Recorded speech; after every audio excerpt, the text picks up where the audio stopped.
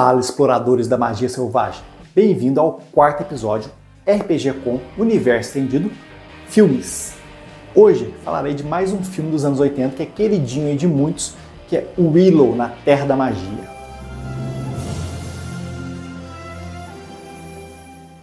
E para quem não sabe, a Disney lançou aí no final de 2022 uma série de Willow que se passa alguns anos depois dos acontecimentos do filme.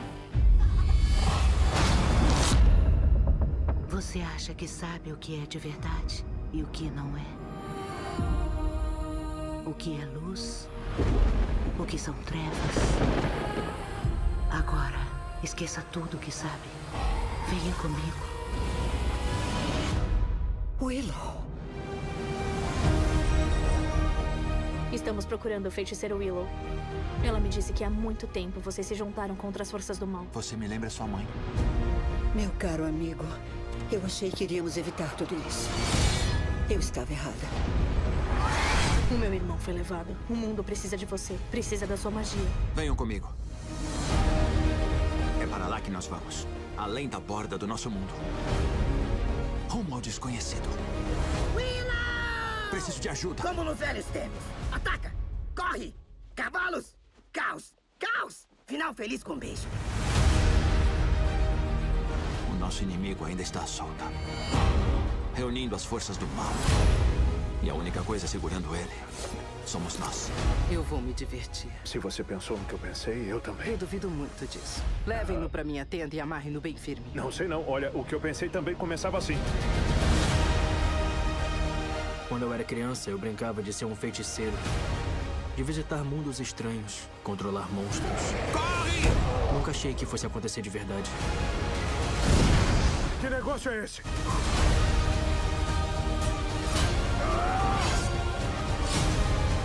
Dross, que ódio. Nós temos que ir. Como vai nos derrotar? Igual da última vez. Com os meus amigos.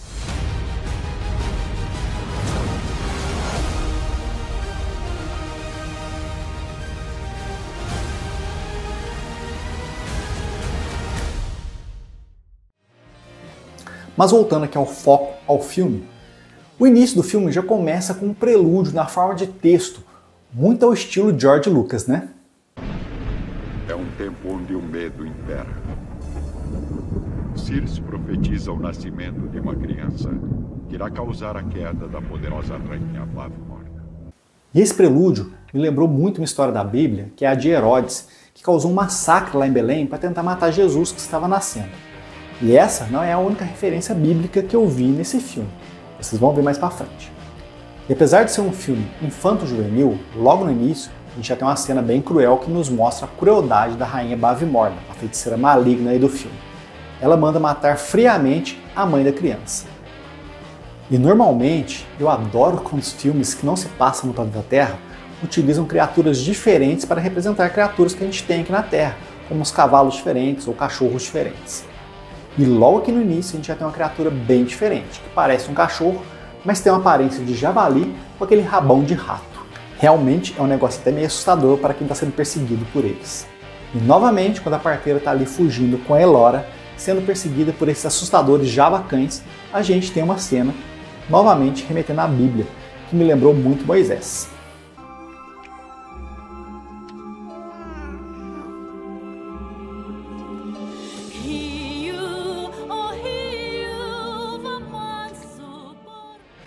E a parteira, sendo perseguida ali por aqueles javacães assustadores, acaba encontrando um cesto todo bonitinho, que eu não sei de onde que ela encontrou aquilo ali, coloca a criança no cesto e empurra no rio para a criança morrer afogada.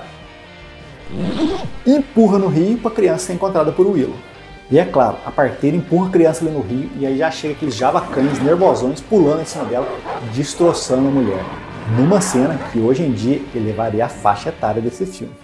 Eu acredito que toda essa cena, até o momento da parteira empurrando a criança no rio, é um prelúdio de uma sessão de RPG, quando o mestre está colocando a galera ali dentro do cenário, introduzindo os jogadores para a história que vai ser contada. E a história só começa quando a Elora chega finalmente ali no condado, quero dizer, nas terras dos Nellowins. E, gente, alguém notou aí as referências do Senhor dos Anéis? Além das referências bíblicas que eu comentei anteriormente, eu vi muitas referências do Senhor dos Anéis. Por exemplo, as terras dos Nelwyn, que a Elora acaba de chegar, lembra muito o Condado. Além de ser anões, né, que parecem os hobbits, que eram pequenos em relação aos humanos, eles vivem afastados dos que eles chamam de Daikini, que são os humanos para eles. E além disso, eles moram em casas que me lembraram tocas. Então, gente, aquilo ali foi muito Senhor dos Anéis para mim. Mas o filme segue e nós somos apresentados ao personagem principal do filme, que é o Willow. Daí o Willow surge e aí é tipo quando o mestre fala para o jogador: apresente seu personagem. E o jogador faz o resumo do resumo. E aí a gente sabe que o Willow é, na verdade, um pai de família, amante de magia, agricultor, porém sobrecarregado com as rotinas diárias da sua vida adulta. Muito parecida com a vida de 90% dos adultos brasileiros, né? E aí surge a grande oportunidade. A oportunidade que o Willow queria de ingressar na faculdade de feitiçaria e aprender um pouco sobre magia. Mas tudo que ele tem que fazer é passar ali na prova do FIES. Mas seus planos são frustrados quando ele erra uma questão complexa, que é sobre os dedos da magia. Daí o mestre envia aqueles javacães nervosões ali para a vila para acabar com o marasmo da aventura. E o Willow percebe nesse momento que esses javacães estão atrás de uma coisa: a humana Daikini que chegou pelo rio e está escondida na casa dele. Daí o Willow decide levar a criança para o conselho para decidir o que vai fazer com esse problema. E aí a gente tem novamente uma referência ao Senhor dos Anéis. A gente tem o conselho ali reunido e surge a primeira aventura, que é: Willow, você deve levar a criança Daikini, que é a sua responsabilidade, até a fronteira Daikini e entregar para o primeiro Daikini que você encontrar. E aí se forma a Sociedade do Bebê, onde vários Daikini se apresentam para ajudar o Willow nessa missão. You have my sword. And you have my bow. And my axe. Outra cena que me remeteu muito ao Senhor dos Anéis é essa daí, ó, que é a Sociedade do Anão levando a Elora até a fronteira Daikini. E é claro, eles se encontram com os soldados da Bavimora e eles acabam se escondendo, muito parecido com os hobbits quando estão indo para Bree. E eu vou te falar, as referências não terminam aqui não, tá? E finalmente eles chegam na fronteira Daikini, mas o único Daikini que eles encontram é um ladrão preso na gaiola. E é nesse momento que a Sociedade do Anão se rompe. E o cara mais sem escrúpulos da vila, que acabou acompanhando eles, é também ninguém menos do que o prefeito da vila. Só podia ser político, né? E ele vira pro Willow e fala: aqui ó, vamos resolver o problema, entrega a criança ali para aquele ladrão que tá preso ali naquela gaiola e pronto, a gente vai embora e tá resolvido para o nosso problema. Mas é claro, o Willow é um cara honrado e ele não aceita isso. E aí a Sociedade do Anão se rompe e o prefeito quer voltar e levar assim os guerreiros com ele, e o Willow quer ficar para encontrar alguém mais decente para entregar a Elora. E é claro que o amigo fiel do Willow acaba ficando com ele, que é o Megosh, e não é o Sam. E os vilões do filme são nos mostrados a conta-gotas. Assim aparece o General Kael, que é um capanga da Bavimora. E quando ele apareceu pela primeira vez com aquela máscara de caveira, aquele tamanho daquele cara, me deu a sensação de Darth Vader. E é claro que as referências estão ali, porque o escritor de Willow é também o escritor de Star Wars, George Lucas. Mas a sensação passou logo ali.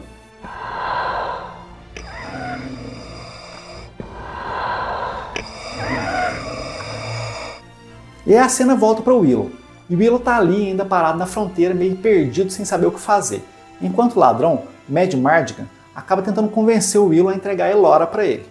Nesse momento, aparece um exército marchando e a gente consegue entender um pouco mais sobre o cenário.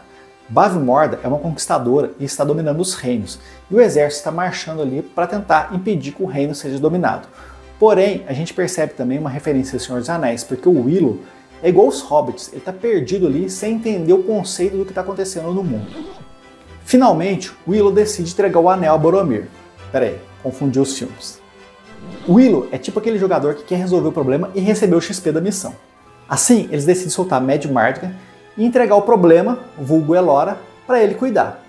É claro que isso vai dar muito certo. E assim, missão cumprida, Willow e Megosh retornam felizes e alegres para sua casa. E o filme poderia ter terminado aqui. Mas é claro que o mestre nunca deixa terminar uma missão assim, né? E assim aparecem os Bros. É isso mesmo que eles chamam, tá, gente? E eles são tipo Jar Jar Binks do mundo de Willow. São chatos pra caramba e totalmente inútil na história. Ele é tipo aquele jogador que quer fazer um negócio bem diferentão e acaba fazendo um personagem totalmente inútil pra história. Só que como ele é um personagem jogador, ele não pode ser deixado para trás e ele acaba seguindo com a missão. Assim, Willow e Megosh acabam sendo capturados por esses Brownies numa cena meio à la Gulliver, e eles acabam descobrindo que o problema chamado Elora é tipo bumerangue, você arremessa e ele volta. Daí o mestre mostra para Willow que missão dada é missão que tem que ser cumprida.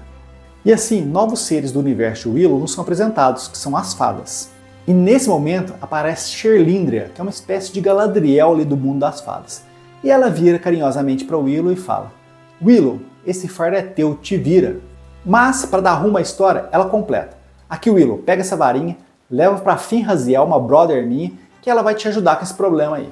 E segundo a Galadriel fada, a Finn... Opa, peraí, não é esse Finn aí não. E a Finn irá guiar o Willow até o reino de Tir Aslen, onde o Willow vai entregar a criança para ser criada pelos pais adotivos dela, que vai ser o rei e a rainha do reino. E Megosh, que não é Sam, ao ver a missão, vira para o Willow e fala: aqui, brother, o problema é teu, e eu vou caçar rumo para casa. Valeu? E como em qualquer sessão de RPG, um grupo estranho começa a se formar. Assim, os Brownies, Deb e Lloyd acabam se unindo ao Willow para seguir com a missão. Assim, o Willow segue viagem com os Brownies e eles acabam chegando à Taverna de Bree. Tá, tudo bem, não é a Taverna de Bree não, tá, gente? Mas a cena é novamente muito Senhor dos Anéis. Os pequeninos entrando ali na taverna, aquele monte de gente mal encarada, olhando para eles, porque eles não são comuns ali, e aquilo ali me lembrou muito a Taverna de Bree. Neste momento, a comédia reservada aos Brownies começa a se tornar exagerada demais. Eu acho que o George Lucas queria experimentar alguns efeitos especiais da Lucasfilmes, porém ele não sabia muito o que fazer com esses personagens nem como interagi-los com a história.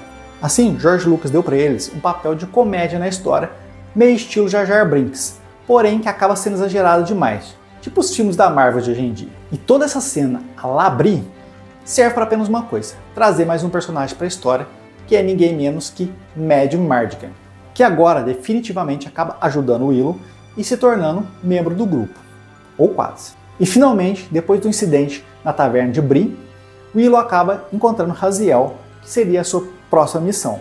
Porém, o mestre, como um bom mestre, não deixa que a missão termine por ali, e os planos de Willow acabam sendo frustrados quando ele percebe que Raziel não está na sua forma humana, e assim ela não consegue realizar magias. E Mad Mardigan, que praticamente era mais um membro do grupo, acaba indo embora, e ele é capturado por Sorja, que é mais uma vilã que nos é apresentada, e é filha da rainha Bavmorda. E é claro, sendo capturado, ele abre o bico e acaba contando a localização de Willow e Elora. E é claro, um bom mestre tem que fazer todos os personagens brilharem, por mais inúteis que eles sejam. E assim chegou o momento dos Brownies brilharem, ou quase. E os pequeninos não são vistos pelos capturadores, e assim eles acabam seguindo a trilha deles para salvar os seus companheiros de aventura. Mas a missão deles é tão insignificante que quando eles chegam no local que eles estão capturados, a única missão deles é abrir o cadeado da jaula onde eles estão e usar sem querer o pó do coração partido no Mad Mardigan. Ah, mas isso foi um golpe de sorte. E sabe aquela situação que os jogadores fazem algo nada a ver e o mestre, para não desmerecer a ação deles, acaba virando e falando: então faz o seguinte, faz um check aí, se você passar deu certo, e põe uma dificuldade extremamente alta. E os caras jogam e passam. E foi exatamente isso que aconteceu. Mad Mardigan, com o efeito lá do pó do coração partido, acaba entrando na tenda de Sorcha e ele se apaixona perdidamente pela personagem vilã. E ele acaba jogando o carisma, o charme dele ali e passa no teste, e a vilã fica caidinha por ele. E o grupo consegue escapar ali numa fuga alucinante e Raziel acaba entrando pro grupo, que é mais um personagem estranho e meio inútil ali no meio daquela parte bem diferente. Mas Raziel, mesmo na forma animal, ela acaba sendo mais útil que os Brownies, porque tem um momento que ela acaba ocultando o choro de Elora. A Irk é um personagem bem interessante, porém pouco explorado no filme. Ele apareceu junto com aquele grupo de cavaleiros lá atrás, quando Willow estava decidindo o que fazer com Elora, e o Mad Mardigan é um conhecido dele. Assim, eles estão ali numa vila com o resto do que sobrou dos cavaleiros daquele combate, porque eles foram derrotados e eles estão escondidos ali. E ele e seus cavaleiros acabam auxiliando o grupo a conseguir escapar da vila quando os guerreiros de Bavmorda chegam para capturá-los novamente. E o grupo consegue fugir e chegam finalmente ao reino de Tir Aslen, que é o objetivo da missão deles. E eles acreditam que a campanha acabou ali. Mas é claro que o mestre não vai facilitar. Quando eles chegam lá, o que eles encontram são as pessoas que moravam ali naquele reino, todas congeladas numa espécie de cristal. E assim, o nosso personagem ladrão canastrão acaba dando um up ali na sua armadura e nas suas armas, com o loot que ele encontra ali no castelo. E ele acaba montando umas armadilhas ali bem elaborantes para esperar os guerreiros que estão ao seu encalço. E o mestre, que não facilita em nada, acaba enchendo a fortaleza de trolls. Sim, são trolls, apesar de parecerem homens macacos. E no meio do combate, o mestre percebe que pesou na mão e acaba dando aquela chance para os jogadores. Willow acaba tentando usar uma magia e acaba usando uma magia selvagem. E com isso ele transforma um dos trolls numa espécie de hidra gigante que acaba começando a atacar os invasores ali do castelo. Um bom mestre sabe que com magia se resolve tudo. E neste momento temos uma reviravolta na história. Nosso personagem ladrão gastou muito pontos em carisma. E assim a nossa vilã Sorja, apaixonada, acaba mudando de lado e entrando para o grupo. E assim o nosso personagem Airk, que parece um Aesir lá de Kona, chega com seus cavaleiros de Rohan para salvar o abismo de Helm. Ou quase isso. Mas no meio da confusão, o nosso cavaleiro Darth Vader acaba roubando a Elora e fugindo com ela. E assim mesmo na vitória, os nossos personagens ganham uma nova missão. Ir atrás do problema chamado Elora. E assim que os nossos personagens chegam com os cavaleiros de Rohan no castelo de Bavmorda, é hora da Finrasiel brilhar. Ela avisa o Willow que Bavmorda lançará um feitiço.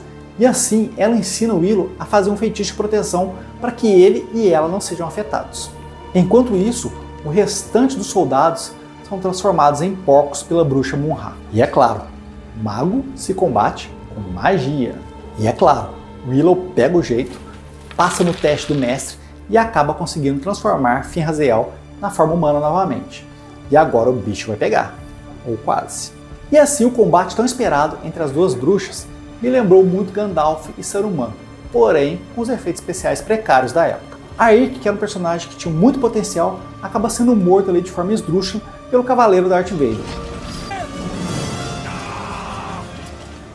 Tudo isso para que o mocinho ali, Madmartigan, brilhe, enfrente o cavaleiro Darth Vader, mate-o e vingue a morte do seu amigo.